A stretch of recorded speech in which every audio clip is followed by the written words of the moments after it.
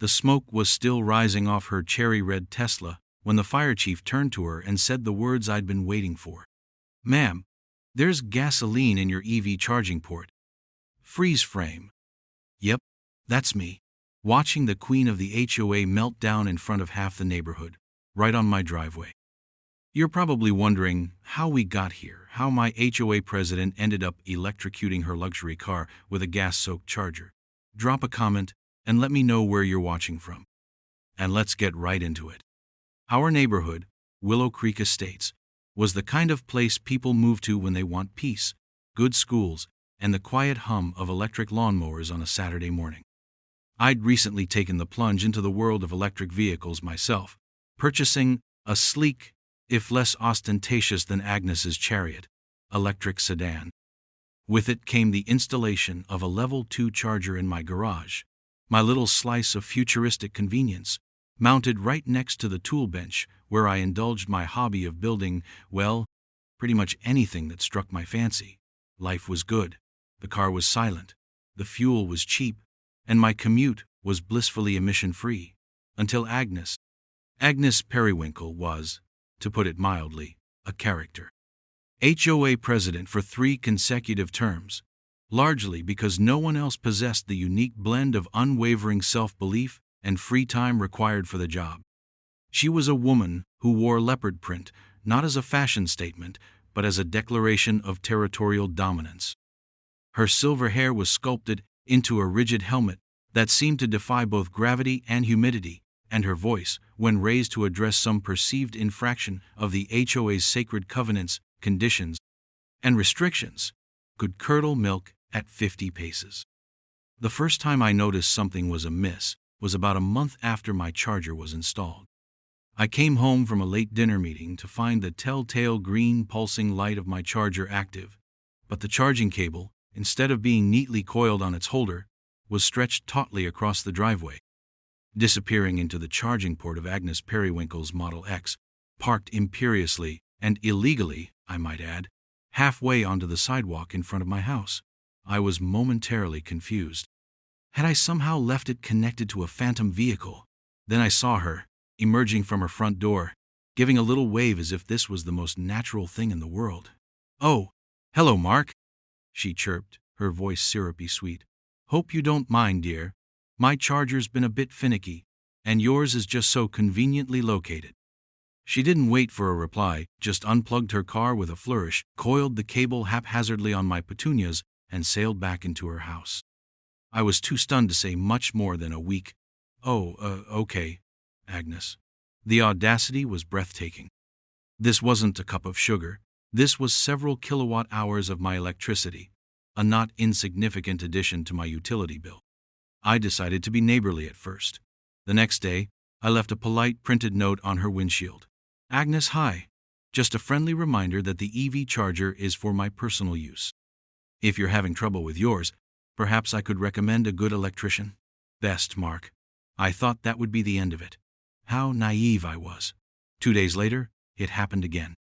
This time, no Agnes in sight.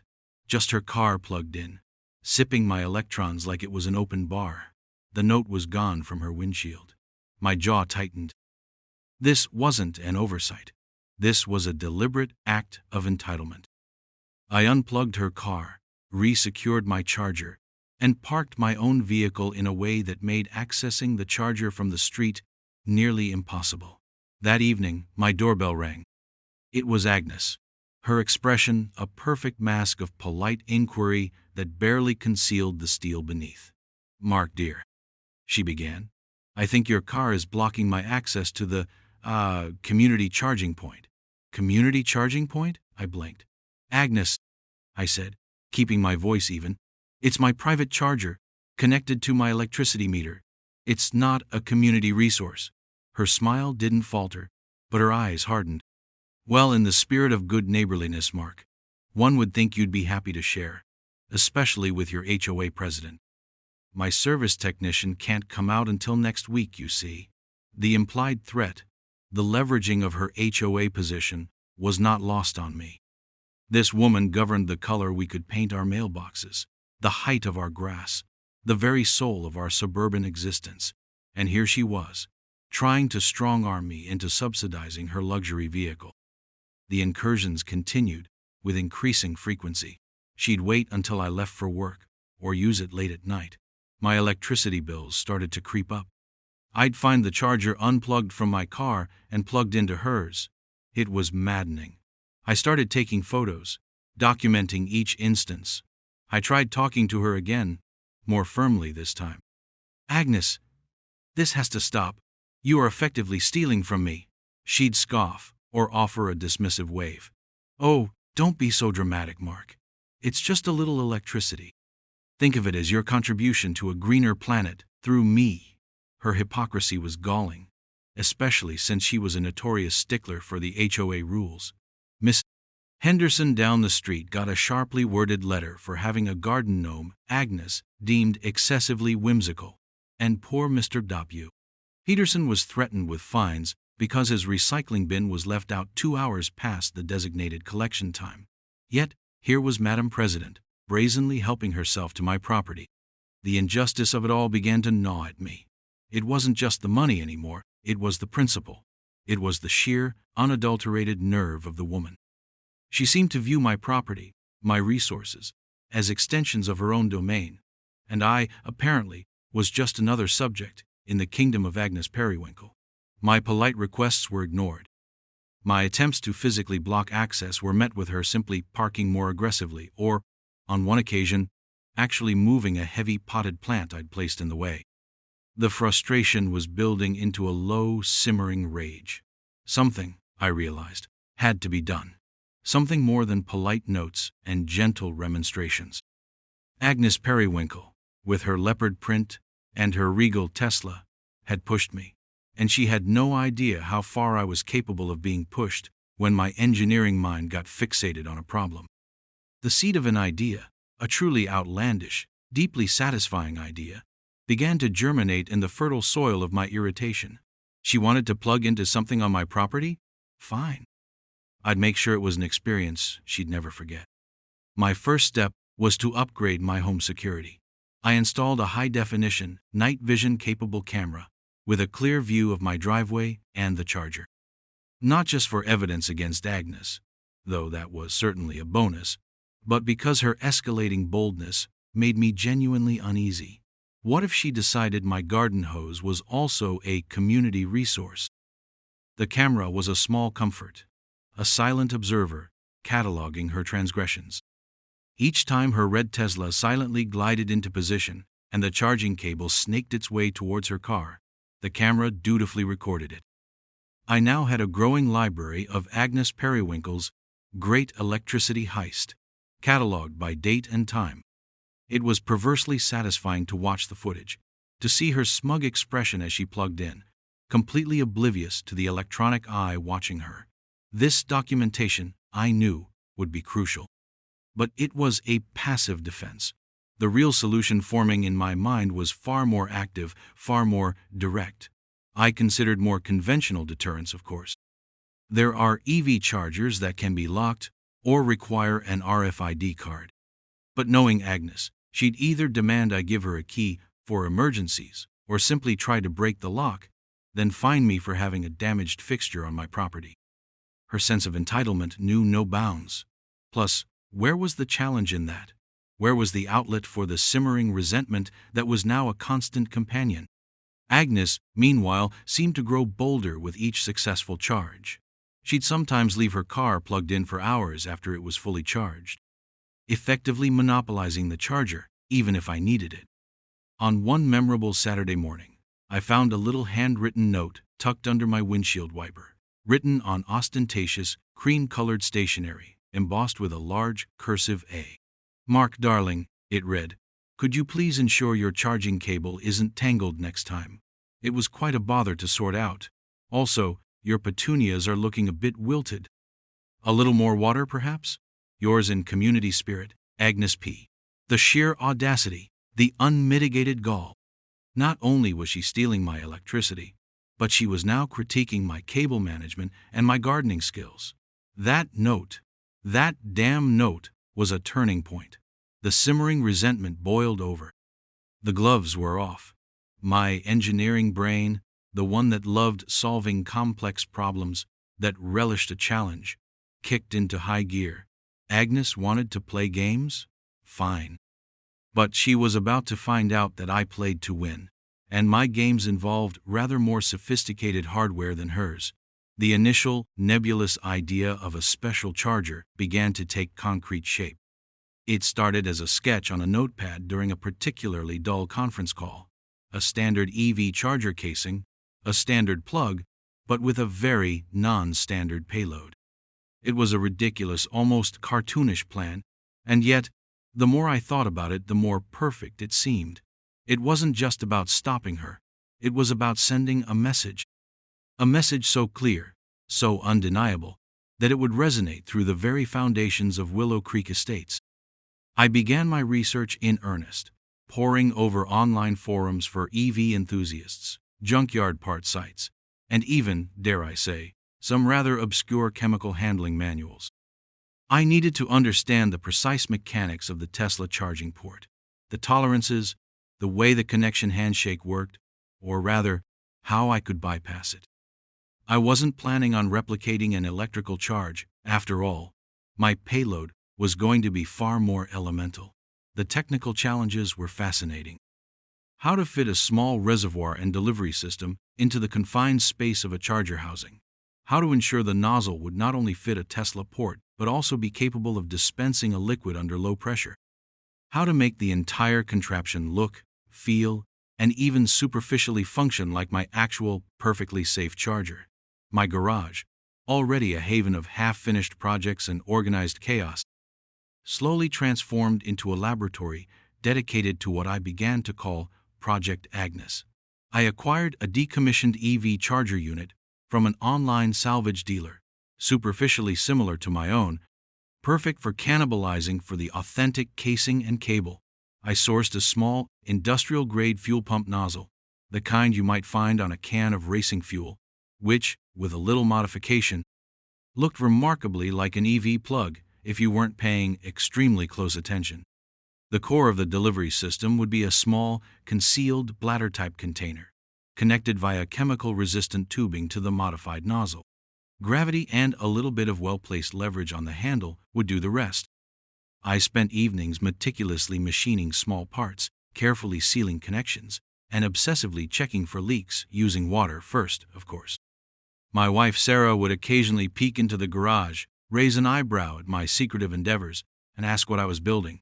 "Oh, just an improved bird feeder." I'd mumble, or a new kind of sprinkler system. She knew better than to press when I got that particular look of intense concentration, the one I usually reserve for debugging a particularly thorny piece of code. Little did she know, I was debugging Agnes Periwinkle out of my electrical life. This wasn't just about revenge anymore. It was a craftsmanship challenge.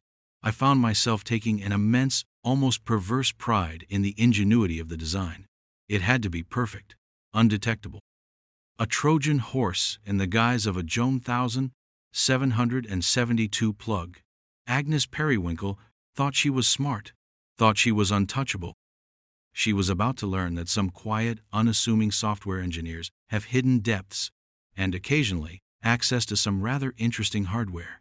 The stage was being set for a truly shocking performance. My evenings became a peculiar ballet of stealth and meticulous engineering. Sarah thought I was merely diving deeper into one of my arcane hobbies, perhaps designing a more efficient irrigation system for our tomatoes, or finally perfecting that voice-activated dog treat dispenser I'd been tinkering with for months. The truth, of course, was far more specific and significantly less benign. Project Agnes, as I'd internally dubbed it, was consuming my free time, but in a way that felt strangely therapeutic.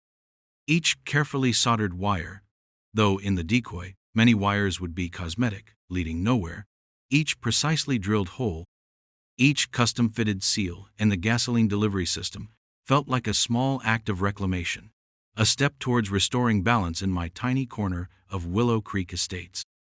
I sourced the most realistic-looking EV charging cable I could find, one that matched the color and texture of my existing one almost perfectly. The decommissioned charger housing I'd bought online was stripped down, cleaned, and then painstakingly reassembled around the new, decidedly non-electrical innards. The challenge was making the gasoline reservoir completely invisible and ensuring the delivery mechanism was robust but subtle. I settled on a flexible, chemically resistant bladder that could be tucked away inside the main housing, connected by narrow gauge, reinforced tubing that ran alongside the cosmetic electrical wires within the main cable itself. The nozzle was the trickiest part. I needed something that would physically fit the Tesla charging port, which has a Joan 1772 standard connector, but also had to be adapted to dispense liquid. I ended up heavily modifying a small spout from a high-end jerry can, machining it down, adding some cosmetic fins to mimic the Joan 1772 design, and then encasing parts of it in a plastic shell that, once painted and weathered, was a dead ringer for the real thing. I even managed to replicate the satisfying thunk sound it made when inserted into the port by adding a small spring-loaded detent. The trigger mechanism on the handle, instead of initiating an electrical handshake, would open a small valve from the bladder. Simple, effective, and utterly devious. During this period, Agnes's electricity pilfering continued unabated. In fact, it seemed to ramp up. Perhaps she sensed my withdrawal, my lack of recent confrontation, as weakness. She started leaving her Tesla plugged in overnight more frequently. Once, I genuinely needed to charge my own car for an early start the next day, and found hers already occupying the spot, greedily sipping my power. I had to knock on her door at 10 p.m. She answered in a silk dressing gown, looking annoyed. "Mark, what is it now?" She'd sighed, as if I were the one inconveniencing her. When I explained I needed my own charger, she huffed. "Well, I suppose I can unplug for a little while. But do be quick about it." The sheer entitlement was a constant fuel to my secretive project in the garage. I found myself talking to the decoy charger as I worked on it. "You see, Agnes," I'd mutter, carefully crimping a connection, "this is what happens when you push a reasonable man too far. This is what happens when you treat common courtesy like an optional extra. I know. Talking to inanimate objects is a sign, but the stress relief was palpable." The humor wasn't lost on me either. The deep, dark irony of it all. Here I was, a proponent of clean energy, of electric vehicles, meticulously crafting a device to deliver fossil fuel in the most inappropriate way imaginable. It was a perversion of everything I stood for, environmentally speaking. Yet, the injustice perpetrated by Agnes felt like a more immediate, more personal pollution that needed to be cleansed. The research into the potential effects of gasoline in a Tesla charging port and battery system was enlightening. I wasn't aiming for an actual explosion. My suburban street didn't need that kind of excitement. And frankly, I didn't want genuine harm. Just a very, very expensive lesson. What I learned was that gasoline, being a solvent and highly flammable, would wreak havoc on the sensitive electronics, the plastic components of the port, and if it seeped further, potentially the battery casing itself. A significant short circuit, melting of components, catastrophic system failure, that was the goal. The kind of damage that wouldn't be a simple fix.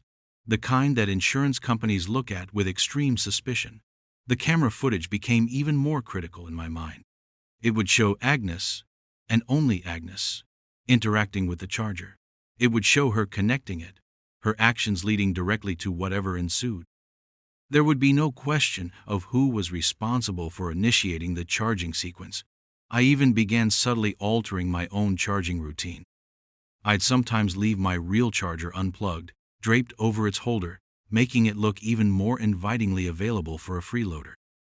I wanted to lull Agnes into an even greater sense of complacency, to ensure that when the decoy was finally deployed, she wouldn't hesitate. I rehearsed the swap in my mind countless times. The real charger would be removed and safely stored. The decoy, filled with a precise, modest amount of gasoline, enough to do the job, not enough to create a massive spill or fire hazard beyond the immediate vicinity of the car's port, would take its place. The tolerances were tight. The plan had to be executed flawlessly. Other residents of Willow Creek had their own Agnes Periwinkle stories, I discovered. Casual conversations over fences or during evening walks revealed a pattern of petty tyrannies.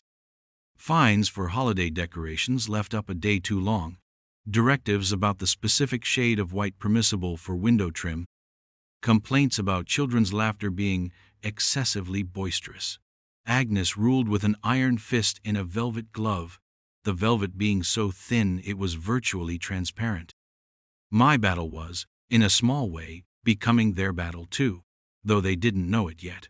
The knowledge that I wasn't the only one chafing under her reign only solidified my resolve. This wasn't just for me. This was for Mrs. Henderson's whimsical gnome, for Mr. Peterson's tardy recycling bin, for every resident who had ever felt the icy chill of Agnes's disapproval over some trivial, invented infraction.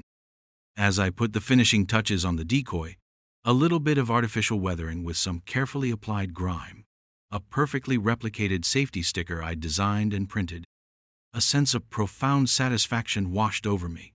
It was, in its own way, a masterpiece of malicious compliance. It looked factory-made. The weight was right. The cable felt identical. The nozzle gleamed with a dull OEM-like finish. It was ready. All I needed now was the opportune moment, and Agnes's predictable routine to provide it. The anticipation was a heady mix of anxiety and grim delight. It was suburban warfare, elevated to an art form. Agnes Periwinkle was about to receive a very special delivery, one that definitely wasn't covered under her Tesla warranty.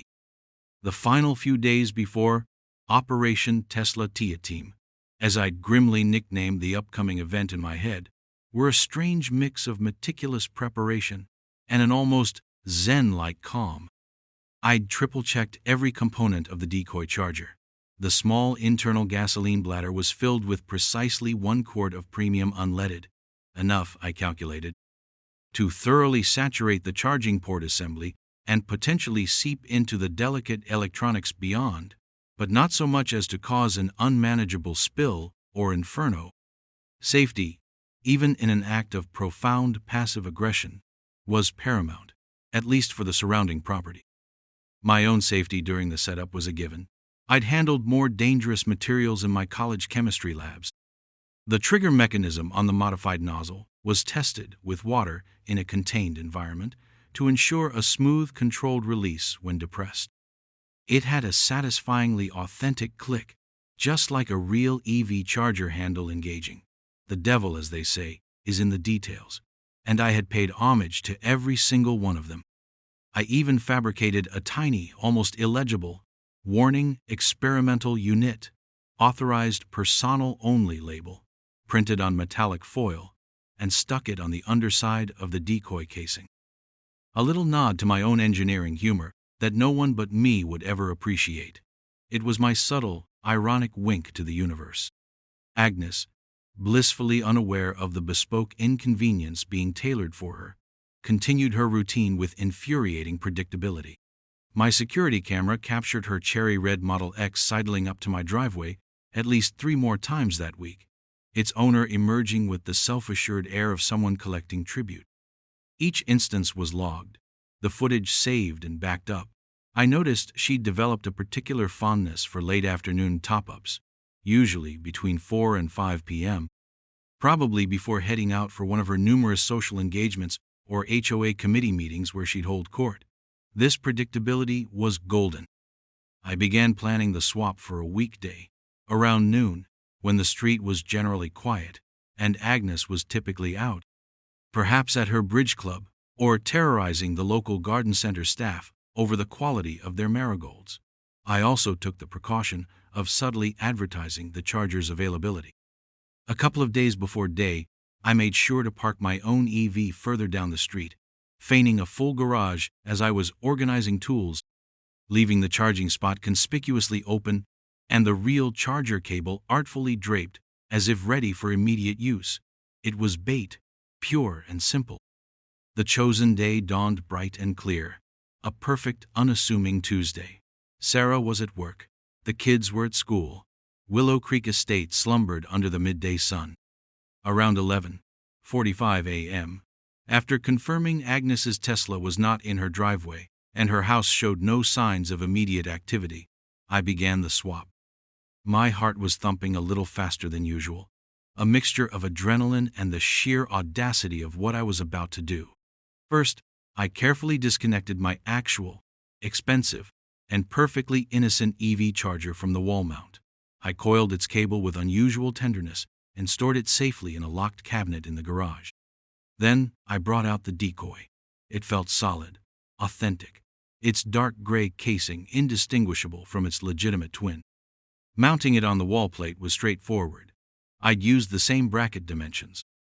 The cable, with its innocuous-looking but nefariously modified Jones 1772 plug, was coiled neatly on the holder. Stepping back, I surveyed my handiwork. It was perfect. It looked exactly like my charger had looked that very morning.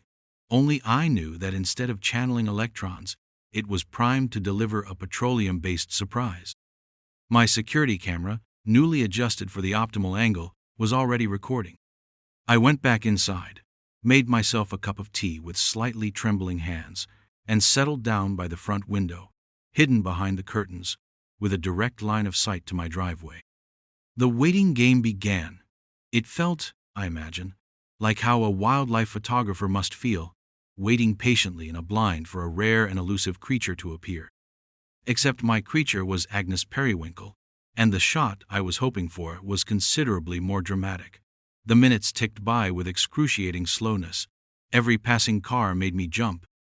What if she decided to skip her routine today? What if someone else, a legitimate visitor perhaps, tried to use it? The thought sent a brief pang of anxiety through me, but the risk was low. No one else ever came onto my property to charge a car. This trap was built for one specific mouse. Around 4:15 p.m., right on schedule, the sleek, silent form of the red Tesla Model X glided down the street. My breath caught in my throat. Agnes was behind the wheel, her silver helmet of hair gleaming in the afternoon sun. She scanned the street, her gaze lingering on my empty driveway and the invitingly available charger. I could almost see the little hamster wheel in her brain whirring. Mark's car is gone, charger's free, perfect. She made a smooth turn, pulling up parallel to my curb, positioning her car perfectly so the charging port was aligned with the decoy. This was it. The culmination of weeks of planning, machining, and simmering resentment. Agnes emerged from her car, a large designer handbag slung over her arm. She didn't even glance towards my house, her entire focus on the prize. She walked with that familiar air of entitled ownership, unlatched her car's charging port door, and reached for the decoy's nozzle. I leaned closer to the window, my knuckles white as I gripped the sill. She lifted the nozzle, and I held my breath. For a horrible second, I thought she might notice something. A slight difference in weight, a subtle unfamiliarity. But no, my craftsmanship had been too good. She expertly inserted the plug into her Tesla's port. It made that satisfying thunk I'd so carefully engineered. My heart was hammering against my ribs. And then, she pressed the trigger on the handle, the one that, instead of signaling her car to draw electricity, opened the valve to the hidden gasoline reservoir. I couldn't see the liquid, of course, but I could imagine it, flowing silently through the reinforced tubing, down the modified spout, directly into the delicate array of pins and sensors within the Tesla's charging port. One quart, not a flood, but a deluge in such a confined, sensitive space. For a few seconds, nothing happened. Agnes stood there, perhaps checking her phone or admiring her reflection in the car's polished paint. The normalcy of it was almost unbearable. Did it fail? Was the quantity too small? Then, I saw the first wisp of smoke, thin, gray, and acrid, curling up from the charging port. Agnes, still oblivious, finally looked up, perhaps annoyed that the usual charging indicator lights on her dashboard hadn't illuminated. The wisp of smoke became a plume. Agnes frowned, leaned closer, and then recoiled, as if she'd touched a hot stove. Her expression shifted from mild annoyance to confusion, then to dawning horror.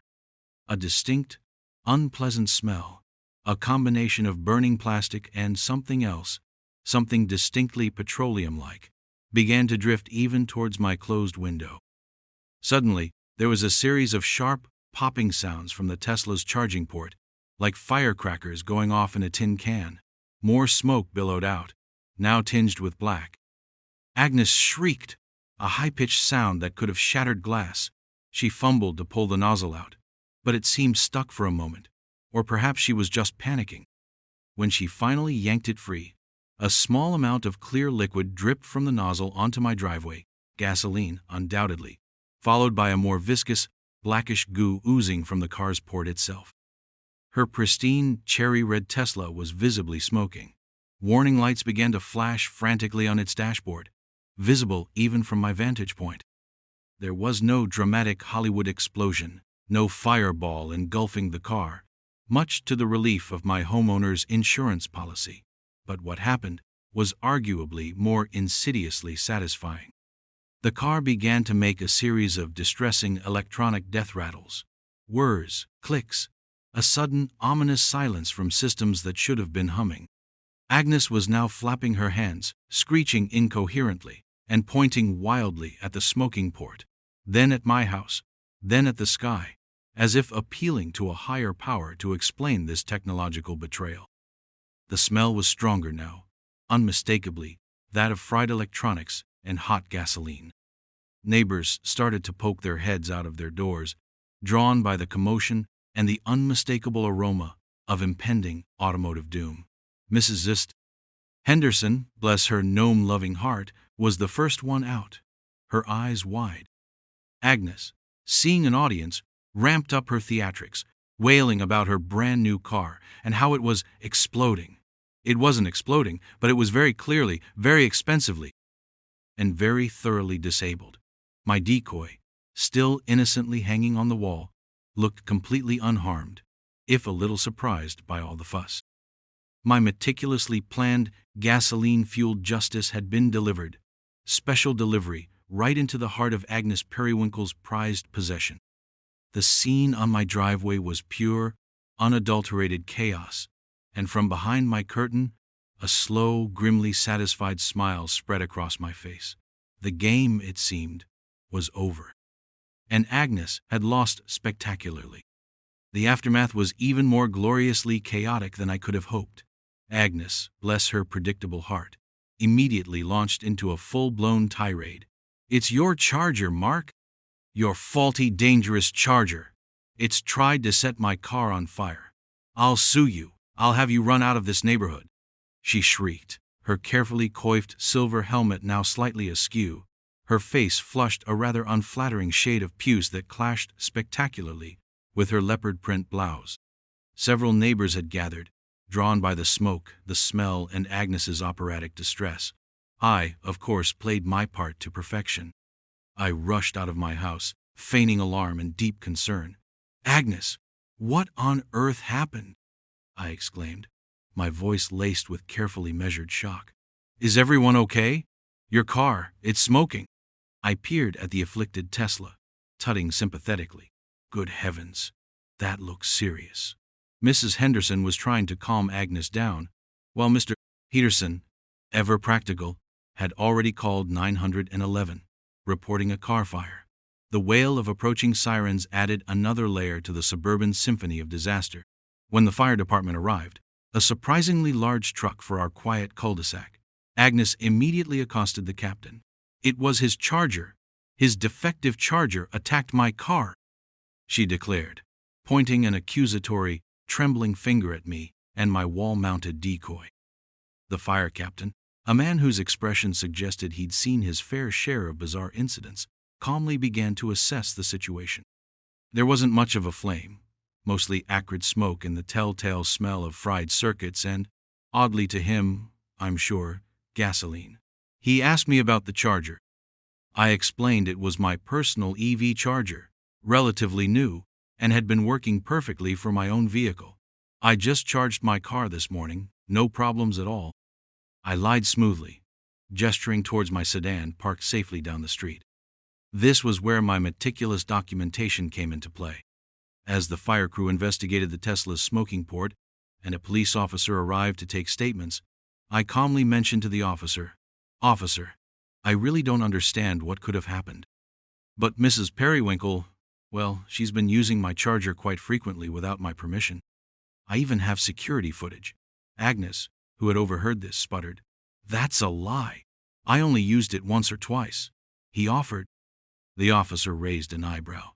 "Ma'am, you just said the charger was faulty and attacked your car. Now you're saying you've used it before with his permission." Agnes's story was already unraveling. I, on the other hand, was the picture of cooperative concern. I invited the officer into my home and showed him the archived footage on my computer, clip after clip of Agnes Periwinkle plugging her Tesla into my charger, day after day, night after night. Her unauthorized borrowing was undeniable. "As you can see, officer," I said, my voice neutral, "she's made quite a habit of it."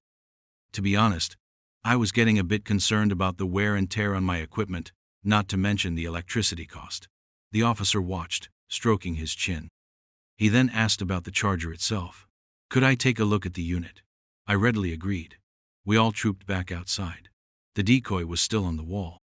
A firefighter, kitted out with gloves, carefully unplugged it from the wall socket, a purely cosmetic connection, as it wasn't drawing power, and examined the nozzle. It was slightly damp and smelled faintly of gasoline, which he noted with a puzzled frown. "Smells like someone spilled gas on this. Or in it," he muttered, more to himself than anyone. Agnes, meanwhile, was insisting they impound my charger as evidence. I then played my trump card. "Actually, officer, that particular unit on the wall, I only installed it late last night. I was worried about all the unauthorized use and thought maybe someone had tampered with my original one, so I swapped it out for a spare I had. My original charger is right here." I went into the garage and triumphantly produced my actual, perfectly functional, and entirely innocent EV charger. It was clean, smelled of nothing but plastic and electronics, and looked brand new. The fire captain and the officer looked from the pristine charger in my hands to the decoy on the wall, then to the smoking Tesla, and finally to a rapidly deflating Agnes Periwinkle. "So, Mrs. Periwinkle," the officer said, his voice hardening slightly, "which charger are you claiming caused the damage? The one Mr. Holloway says he just installed, or his original one he says you've been using without permission for weeks?" Agnes looked bewildered. The two chargers were, to a casual observer, identical.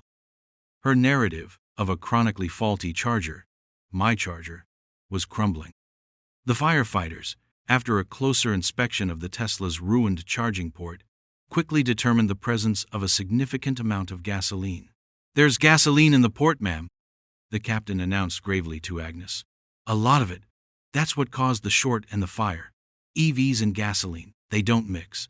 Agnes stared aghast. "Gasoline? But how? I haven't been near a gas station in weeks." Her eyes darted to the decoy nozzle, then to me, a wild, desperate accusation dawning in them. You did this. You put gasoline in your charger." I adopted an expression of profound shock and offense. "Agnes, why on earth would I put gasoline in my own charger? That's a monstrous accusation. Perhaps you accidentally contaminated it somehow? Maybe you had a gas can in your car and it spilled?" The officer intervened. "Ma'am, Mr. Holloway has footage showing you were the one who plugged the car into that unit. If there was gasoline in that charger, you were the one who operated it." The beauty of it was that the decoy, now that it had discharged its contents, was just an empty shell with a gasoline-scented nozzle. Who was to say how the gasoline got into the decoy in the first place? Perhaps a malicious third party, a disgruntled teenager. Who knew? All the evidence pointed to Agnes connecting her car to a device that, for whatever reason, contained gasoline. And my original, functional charger was safely tucked away, a testament to my pristine equipment. The final nail in Agnes's coffin was when the Tesla roadside assistance, or rather the flatbed tow truck operator they eventually sent, declared the car a total loss.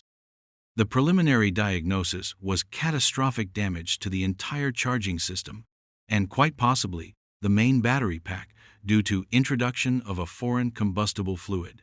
Insurance? as I had gleefully anticipated, was a nightmare for her. They took one look at the fire department's report citing gasoline contamination and the fact she was using a third-party charger on private property without explicit written permission for that specific instance, and started making noises about denying the claim entirely due to negligence or misuse. Agnes was left with a very expensive, very inert piece of modern art smoking quietly on her driveway. Her reign of terror in the HOA crumbled almost overnight. The story, in its garbled but essentially damning form, spread through Willow Creek estates like wildfire. HOA president's Tesla toasted by mystery gasoline. The sheer ignominy was too much.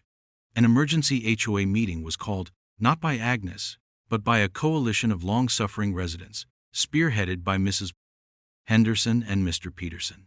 Agnes attended, looking like a shadow of her former self, her leopard print replaced by a drab cardigan, her silver helmet deflated.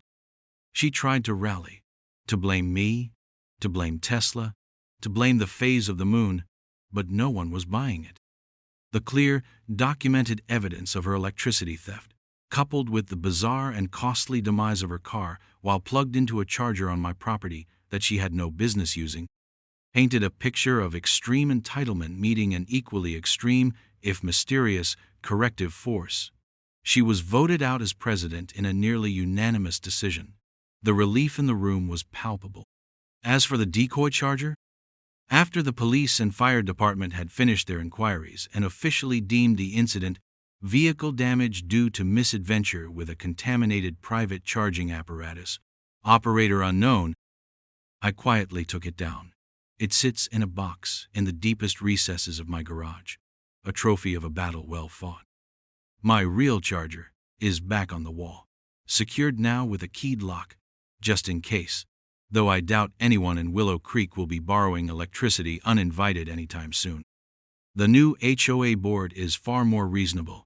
The reign of petty directives is over, and Mrs. Henderson's whimsical gnome now has a companion. Was it excessive? Maybe. Was it a monumental amount of effort for a neighborhood squabble? Absolutely. But folks, let me tell you, every time I see that empty spot in Agnes's driveway where her cherry red Tesla used to gleam, I feel a sense of satisfaction that is, quite frankly, electric. So, there you have it. The story of how a little bit of engineering, a lot of frustration, and 1 quart of gasoline restored peace and sanity to my corner of suburbia. Let me know in the comments what you would have done. And don't forget to like and subscribe for more tales of, well, let's just call it creative problem solving.